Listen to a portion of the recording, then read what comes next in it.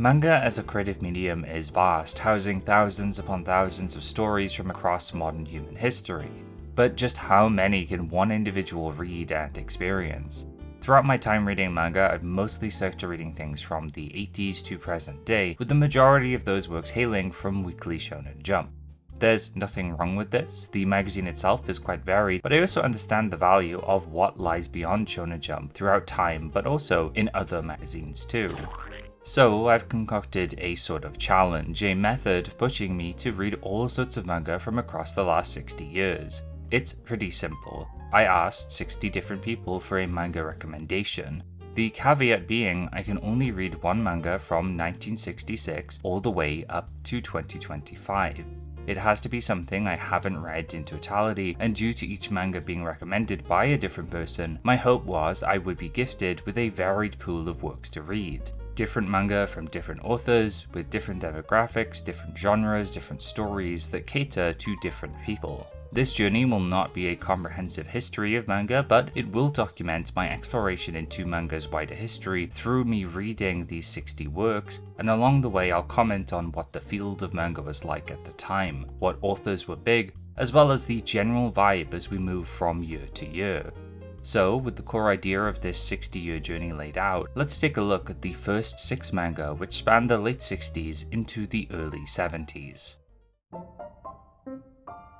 To kick off this journey, we start in 1966 with Mahotsukai Sally, or Sally the Witch, a manga that is often referred to as one of the first Maho Shoujo or magical girl manga alongside Himitsu no Ako-chan from a few years earlier. You might also be surprised to see that throughout these early years, we don't have many Tezuka manga on this list, which I think is a great thing. As an author, Tezuka was incredibly prolific throughout his life, and alongside being well known, many of his works have had translations, including his older stuff. A lot of the most popular manga you can read from this period or earlier is from him, including his often cited magnum opus Phoenix, debuting this year too. Though the people suggesting what I read gravitated to another powerhouse author of this time, Mitsuteru Yokoyama. I think it's important we establish who Yokoyama is, as for this video, half the manga we're covering are by him. He's also an incredibly influential figure to manga which not as many people know about, creating works that would help pioneer many popular genres or categories of manga we know and love today. Tetsujin 28 being very important for the mecha genre, Sally the Witch for magical girls, Babel 2 for battle manga, and beyond this, Yokoyama would create countless works that would go on to inspire work in other genres like historical fiction as well as ninja manga. The topics he covered were broad. He jumped from magazine to magazine like many of his contemporaries, and much like Tezuka, he would be entwined with the early anime industry, with Tetsujin 28's anime, known as Gigantor in America, being one of the first big series that resembles anime as we know it today. I bring all of this up not just to supplement your knowledge of Yokoyama, but because it's all quite relevant to Sally the Witch as well. The manga being created side by side with an anime of the same name, debuting just a few months after the manga began, going on to run for 109 episodes. An anime that could be considered the very first shoujo anime, with the manga running in the very popular shoujo magazine Ribbon. There was a concentrated effort to do something new here, create a series that was unlike anything else at the time, to launch an anime that would appeal to an audience of younger girls. So taking inspiration from the American sitcom Bewitched, Yokoyama penned a story about a young witch's escapades in the human world.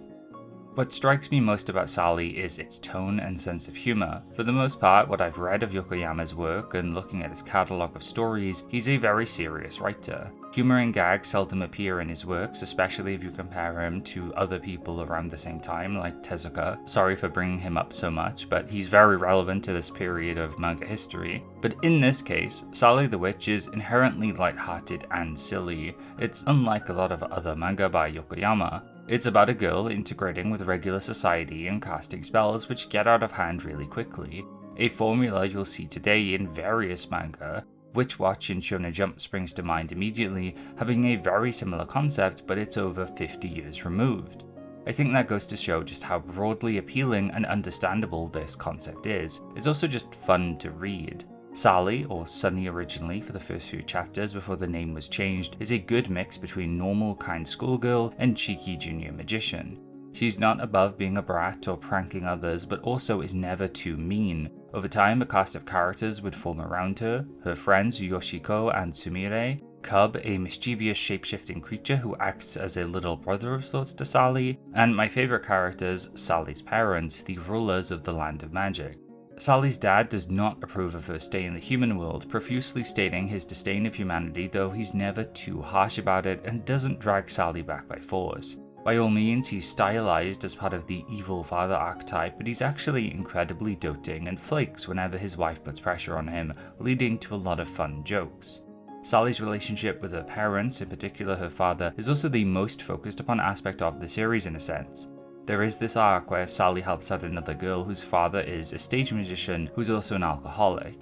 And while this is tackled comically, there's a genuine real-world problem on display here, and both father and daughter express distress with their family breaking apart beforehand due to the father's alcoholism. When you keep this plotline in mind and look at the final story involving Sally and Cub trying to save a child who's died in a nasty storm, Sally is tempted back to the magical world, her father saying he'll only resurrect this girl should she return. While this sounds manipulative, it's written in a way where Sally comes to realize she does love and cherish her parents and actively does want to return to them. This is in large part due to seeing the girl they saved, Midori, embrace her parents after being brought back to life. It's a really sweet little arc and message to convey to younger children that's not overly cloying or too formal. The fact that it also managed to have this through line discussing parental love while also being an anime tie-in from the 60s is also quite impressive. Admittedly, I expected this to be a little more episodic and not as well structured. Instead, I thoroughly enjoyed my time with it. It's cute, fun, and Yokoyama's artwork is neat. All his characters are bubbly, they look distinct from one another, and while not as complicated as some of his other manga visually, it's a breeze to read with some scenes definitely standing out. I especially like when we get to see Sally and Cub fly through the night sky. For the first series on this list, it was a nice short read backed by a ton of neat history behind its creation.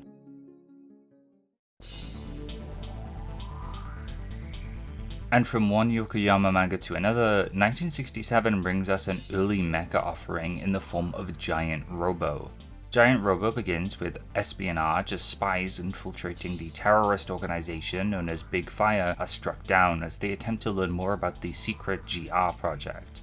Amongst these spies is a seemingly normal tourist, Saisaku Kusama, who is captured, with them later going on to be intimately linked with Giant Robo, becoming its controller. The similarities to Tetsujin 28 are abound. Kusama even gradually begins to physically change throughout the course of the manga, initially resembling an adult man before becoming a Shotaro 2.0. Perhaps this is because audiences at the time wanted something closer to Tetsujin, or it may have something to do with Giant Robo's tokusatsu live-action adaptation debuting later on in 1967. Like Sally the Witch and other Yokoyama-created series, Giant Robo in this form would go on to be quite influential to tokusatsu shows and mecha in general. The manga is pretty typical of Yokoyama's earlier works, featuring the protagonist fighting alongside their mech, shouting orders as they're being pursued by an evil organization. Big Fire also have a few mecha of their own, which the Giant Robo fights throughout the series, and while simple, I'm quite partial to their designs, the GR2 being particularly menacing with its crescent-like headpiece. Throughout the series, we go through 3 different arcs, each featuring Big Fire and their nefarious schemes. There's nothing too crazy, though at one point they do steal a hydrogen bomb and guard it in an underwater facility complete with evil manta ray robots. The mix of spy action and robot battles is fun, but there's little depth to its cast, with them just being around to facilitate the action. Thankfully, it's quite short, so it doesn't overstay its welcome, and I enjoyed the glimpse into early mecha history. The anime, Giant Robo, The Day the Earth Stood Still, is still often brought up as a beloved mecha anime, an OVA from the 90s with a really neat, gritty style. It might be worth checking out if Giant Robo interests you, though the original manga is worth a shot too. While I mentioned earlier that we're lacking in Tezuka manga for this 60-year journey, we're not entirely ignoring him, as 1968 brings us the often overlooked Swallowing the Earth.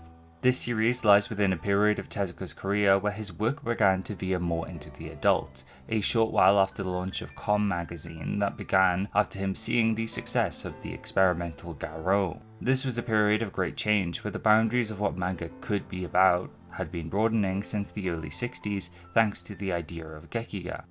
After drawing so many series aimed at a younger audience, it's no wonder Tezuka would want to try something different, integrating ideas he couldn't elsewhere, which included eroticism and grander political themes which might have been a bit more overt than in his other works. This isn't to say his older or later manga didn't have any of these, though if you put Swallowing the Earth side by side with much of his earlier output, the differences are pretty stark.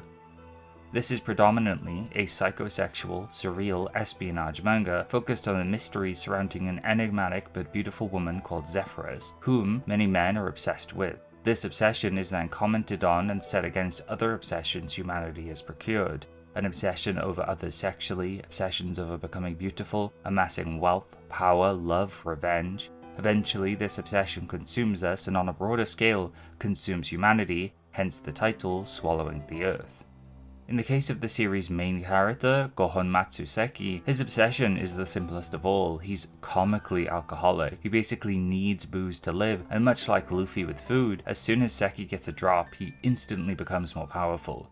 Seki doesn't actually contribute that much to the series, and really, it's a story about the grander idea of obsession, as well as the mysteries that lie at the heart of the story, with Tezuka taking regular intervals to focus on characters unrelated to the main cast, but relevant to the story's themes and its wider events.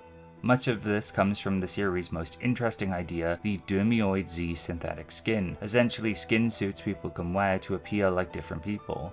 Through this, Tezuka comments on some really broad subjects like race, with many black people within the series donning the fake skin suits of white people so they can take part in broader society. Keep in mind, the manga debuted only a few months before the assassination of Martin Luther King. Of course, there are depictions that are of the time, but I was pretty taken aback at how resonant Swallowing the Earth was, with one particular chapter involving this entire family of people who wear these dermioid skin suits. Each one of them from a difficult background where they were unloved, though now together, united by their false appearances, they are closer than any other character in the entire series and resemble a quote-unquote normal family. It's ideas like this, as well as some of the more surreal elements, especially when things get sexual, that make this series so interesting to me. Tezuka has a lot of fun visually as characters morph and melt into shapes, consumed by the inky blackness of the manga's pages, only to be embraced by a Marilyn Monroe-esque bombshell.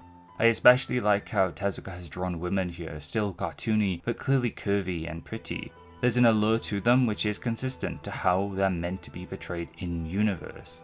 Panel layouts are another thing I quite enjoyed here too, with Tezuka often having fun even outside of its surreal elements.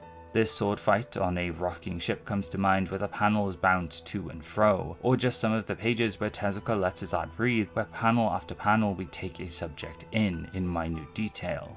Bigger panels with establishing shots also wow the eye with detail and contrast nicely to his simple character work. I've done my best to keep this relatively spoiler-free, as it's a work you don't hear talked about often from Tezuka, though I found it pretty compelling, and much like the last two manga, it isn't very long either, so you can read it in a few evenings with ease.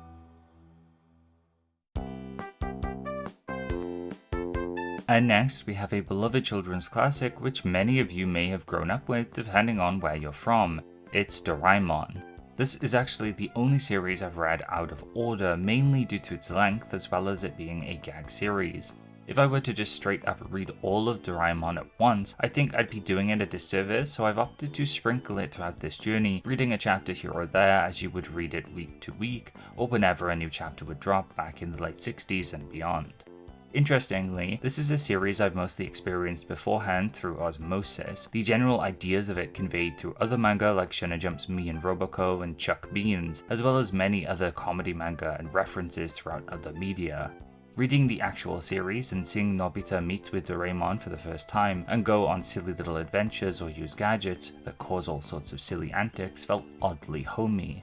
The DNA of Doraemon is so ingrained in modern manga now, the types of jokes, the manza-like dynamic between its characters, there's a quality to it that's ever enduring. If you are someone who has somehow watched up until here and do not know anything about Doraemon, It follows Nobita, who is one day visited by a cat-like robot from the future called Doraemon. He acts as a friend and helper to Nobita, though his future gadgets often cause more trouble than help, and chapters usually end up with the two trying to fix a problem Nobita has caused through his negligence.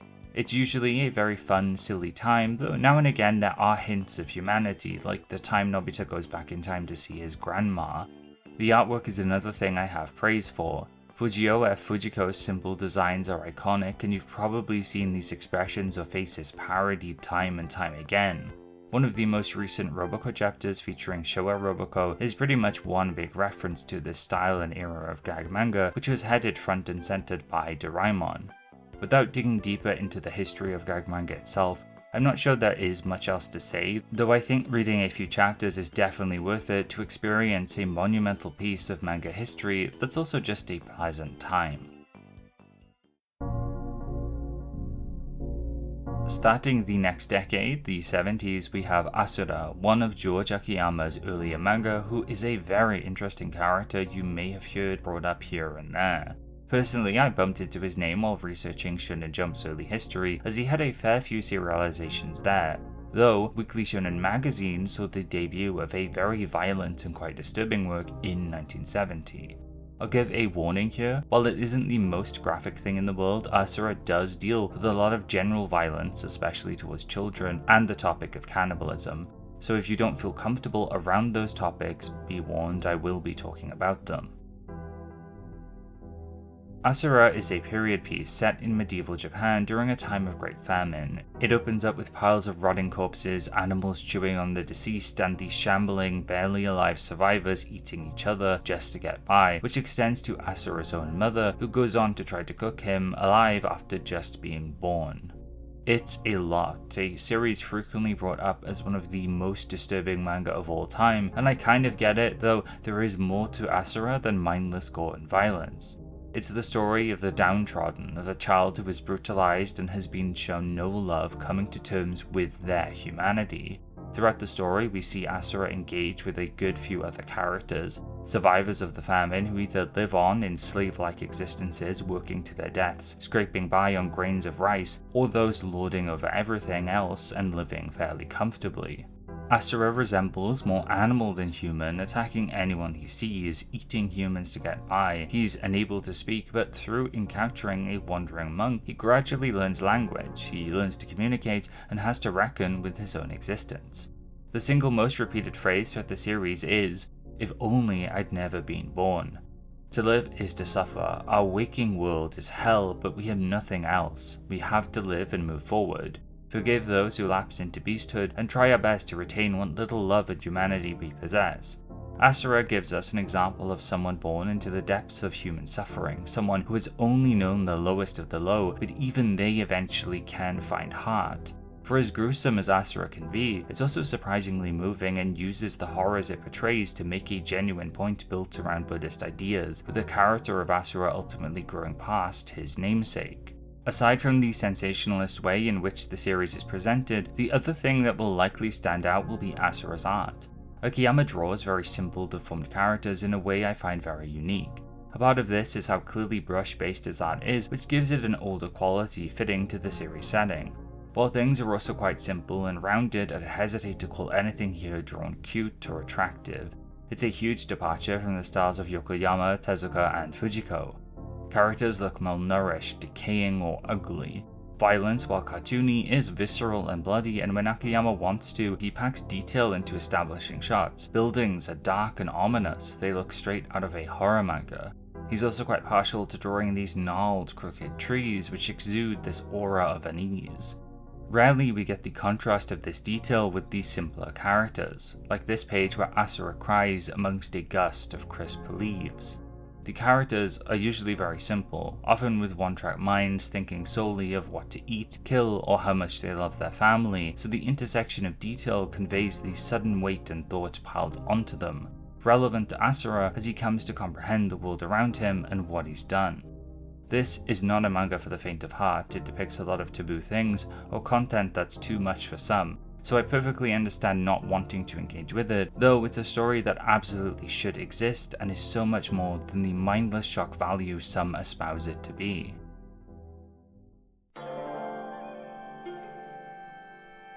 And for our final series of this video, we return to Mitsuteru Yokoyama with one of his long-running historical epics, Sangokushi, the Romance of the Three Kingdoms, covering the fate of the Han Dynasty as it fractures starting in 184 AD with the Yellow Turban Rebellion.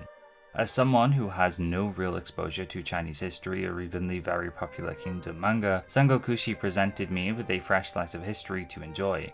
I found compared to Yokoyama's other stories, the cast of characters and general plot are a lot more engaging, which makes some sense as it's coming from one of the most prestigious tales in human history. Though I do think his bluntness that comes across in his writing and art is a perfect fit for this type of story, which sees countless ambitious warriors lay claim to ancient China. For full disclosure, I have barely dented Sangokushi's run, with it totaling to 438 chapters and 60 volumes, being written between 1971 and 1987. It is one of the longest manga of the 60-year journey, and to keep my reading habits varied as well as to get through every manga in a reasonable enough time, I have read only 56 chapters, which is 10 volumes, so a sixth of the series.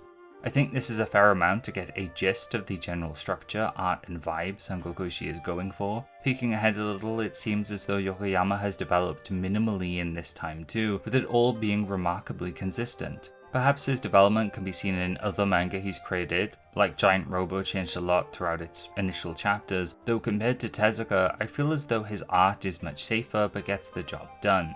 His pages and paneling is very square, never confusing, and easy to read, but he also knows when to give us bigger panels to show us a volley of arrows, a grand army, or a single character having a big moment. I also really love this little quirk of his where he draws a panel of a character pointing forward to the reader. It's very unique and old school feeling, though I haven't seen any other mangaka draw a panel like this. Despite its large cast, he does his best to make many characters stand out throughout the series, which you may be familiar with if you have any experience with Chinese media or history, like Liu Bei, Guan Yu, Cao Cao, and even Lu Bu originate here.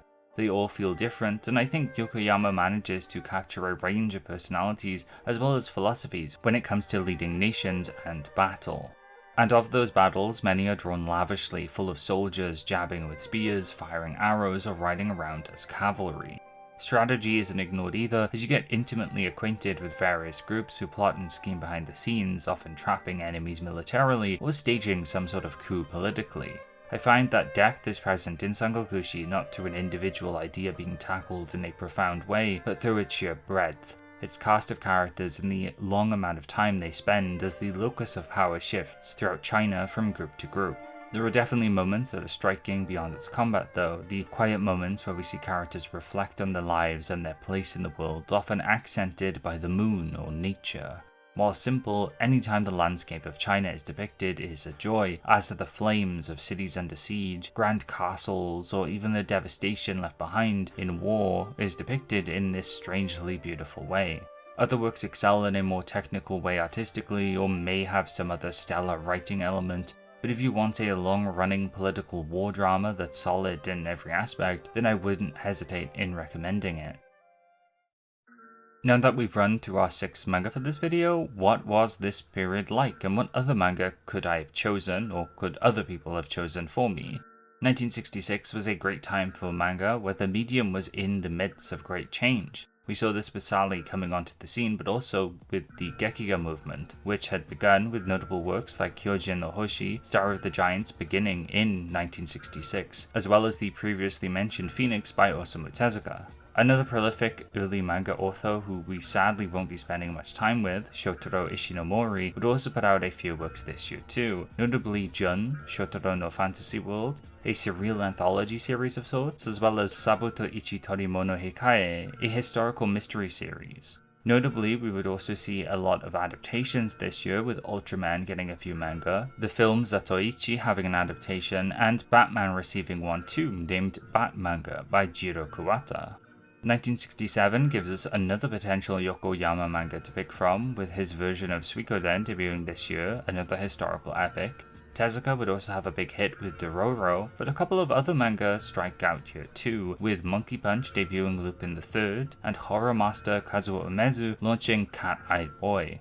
1968 was a huge year for manga, seeing Weekly Shonen Jump again, and with it, its early delinquent masterpiece, Otoko Ipiki Geki Daisho, would win over the hearts of kids from all over Japan. It had some incredibly stiff competition though, with Ashita no Joe debuting this year too, something I had read just prior to the 60-year journey. Other big manga from this year include Golgo 13, Tiger Mask, and the hit shoujo sports series Attack No. 1, making this year absolutely stellar.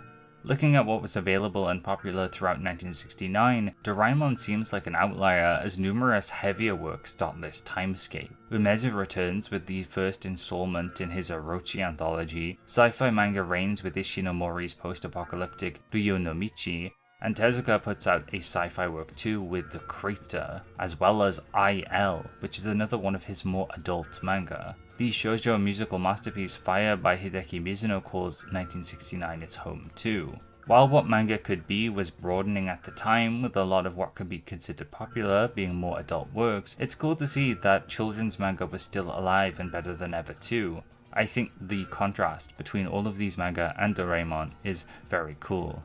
The 70s opened strongly, with alternate choices for this journey being Lone Wolf and Cub by Kazuo Koike and Goseki Kojima. Tezuka had a very busy year too, putting out the Book of Human Insects, Apollo's Song, Ode to Kirihito, and many more manga, dipping further into the dramatic and historical. The year overall taking on a bit of a dreary vibe, though Western elements creep in as Spider-Man, the manga by Ryoichi Kigami and Kawamasa Hirai debuts, as well as the Hulk manga by Kazuo Koike and Yoshihiro Morifuji. While a lot of darker works remain popular for this period in Western spheres now, it's more than likely things were a lot more varied at the time, with Jump debuting Dr. Toilet and The Gutsy Frog, two series that would define the early 70s for the magazine and showed that the year overall wasn't all doom and gloom. I mean, how can it be when you have a series called Dr. Toilet? That's pretty funny. 1971 would see another Yokoyama debut being Babel 2, something that was quite influential to battle manga debut. JoJo's Bizarre Adventure author Hirohiko Araki cites it as a major inspiration, for example. The year would also be very big for Ishinomori's Kamen Rider manga debuting. Shigeru Mizuki's historical Hitler manga, Horror Master Hideshi Hino, would also begin his Lullabies from Hell anthology within the year as well. This portion of the video was an attempt to show you what else I could have read from each year, but also examples of things you could read as well. I also wanted to see if I could spot any major patterns or waves of a genre taking over, but I think this period in manga history demonstrates how varied the medium was at the time, as it was establishing much of its core future identity. So many series from within these 6 years are trailblazing and are at least partially responsible for helping establish genres and rule sets which would be followed, bent, and broken in the years to come. I think jumping in at 1966 also saw us dive headfirst into the time when manga was fundamentally changing, exploring what the medium could be beyond manga for children as it was widely viewed as a decade before. When manga began is contentious. It's also quite interesting, but beyond the point here. What I will say though, and maybe take this with a grain of salt as I still have much to learn about manga's history, but I feel that this period marks manga blooming. It had grown as a seed before, spreading its roots, but here we see the birth and metamorphosis of so many ideas and artists. We could have maybe had one less Mitsuteru Yokoyama manga here for variety's sake, though I feel like us being gifted 3 different manga by 3 different people by Mitsuteru Yokoyama is fortuitous, and it gives me the opportunity to talk about a figure who is often overlooked.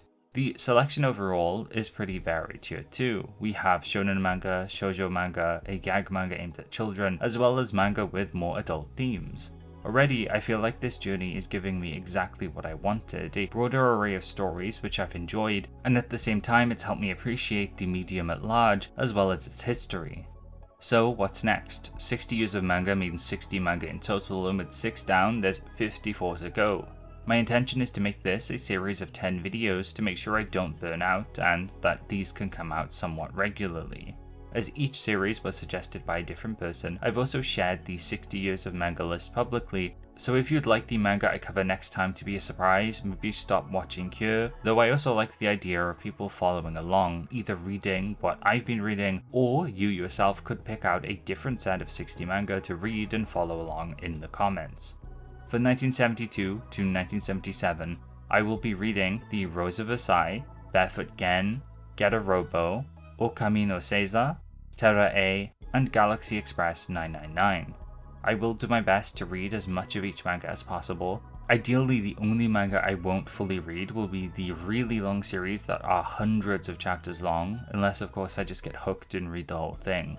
But hopefully you'll join me in this journey, whether you read alongside me or just watch the videos and pick out series to read here and there if they sound appealing to you.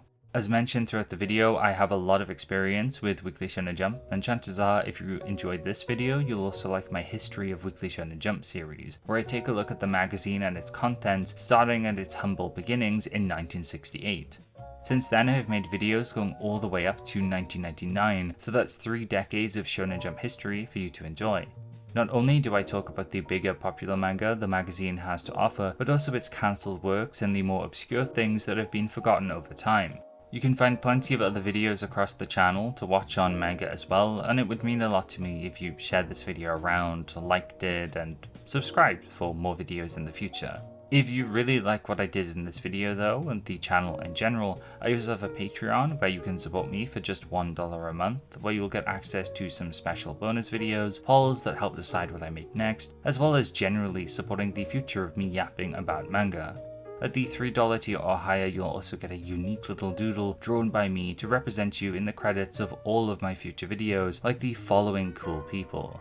A huge thank you goes out to Trinity, Jade, Kaizoku Gairu, Sorocool Zero, Holly the Apothecary, Mayu, It's Faco, Yellowtail, Lay Sloggett, Chris P. Bacon, Cho Henshin, Full Metal, Unquestionable, Yozakura Psycho, Wurzel, Violent, Cactus, Joni, City Name E, Vino Burrito, Caffeine Dad, Cryonaut, Crash, 41IZ, Hong, Jamie Reynolds, Manu, Poke Emblem, James Miller, Jopa Monkey, Just a Virus, Star Sphinx, PK Broly, Fenrir Black, Elijah Espinoza, Neo Humanoid, Mark Nielsen, Electropirate, Jay Vasso, 3 Frogs in a Trench Coat, Sir Flash, Gay Shark, Slimy Okra, Giddista, Wavy Sky, TG Talks Manga, John Jerry 722, Andrew, Xenomat, Missile, Tara Elizabeth, Stratomega 13, Dennis Tambik, Jubei, Lise, Frog Dude, Back on Earth, Yustin Maikage, Papa Aeon, Gwenta, Mamina, Nazarashi, VHS Enthusiast, Kaito 4, Altair, Yagi D. Hoshi, Last of the Red Rose, Hilltop, Vako Draws, Otaku Gamer X, Deadpan, Shy Monkeys, Jonathan Dragonet, John Sanford, Color, Jaime, Strawberry Poshone, Vaz, Palette, Ruiner, Juice, Kuromi Nox, Eric Gorski, Miss the Shira, Grizz Exploder, Dextora, Enya Showo, Cheese, Emmy, Benjamin, Tenmaku Lover, Taifumi Studios, Ignate, Iliades, Gyrus, Kanojo, King Snacks, Siderune, Daniel, Melons, Ichiu Zulu, Modest Matt, Archgoat PL, and Bork Laser 9000. Thank you all so much for being patrons, and as always, thank you so much for watching. Remember to be kind and take care.